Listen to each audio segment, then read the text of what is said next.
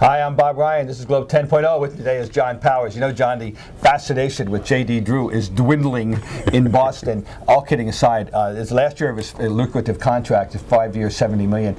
He's got career lows. I mean, abysmal numbers this year, producing nothing, hitting .228 with 4 homers and 18 ribbies, 74 games in the season.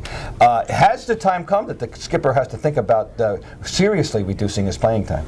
Yeah, I think, and get the next guy ready if this is the time. He won't be here next year. Reddick has played a few games out there.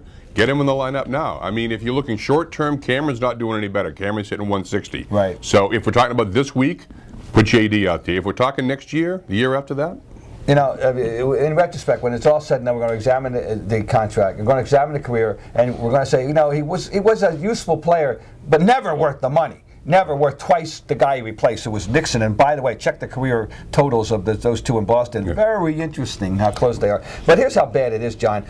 He from his peak year of 2008, when he slugged 519 and OBP of 408, he's down to OBP, on base percentage, of 330 and a slugging of 326. This is terrible corner outfield production. That's right. Now, see, a couple of years ago, when money's a factor, you had a plan. Yeah. You know, it's almost like lackey. You got to pitch the guy because you're on the hook.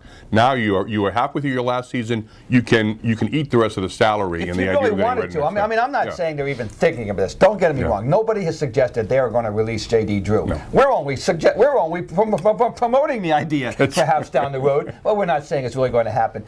How do you think the legacy is going to be, though? What do you think the people were discussing J.D. Drew, Red Sox around the old sports bar in 10 years? What are you going to say? They'll say, was that the guy? Was he left field, right field? Well, it'll be, boy, was he overpriced for what? He is going to be defined. When he walks up to the plate, the number should not. What is his number? I don't even know what his number. I'm not good on numbers anymore. But his number should be 70, because that was $70 million that they invested in him. Huge. And Theo's going to spin it. You know, on base percentage, which by the way, his career has dropped from 393 when he got here to 385. It drops every year. His on base percentage is going from 408 to 392 to 341 to 330. I mean, anyway, it's going to be one of the most overpriced guys. Never drove in more than 65 runs as a Red Sox. Think about that.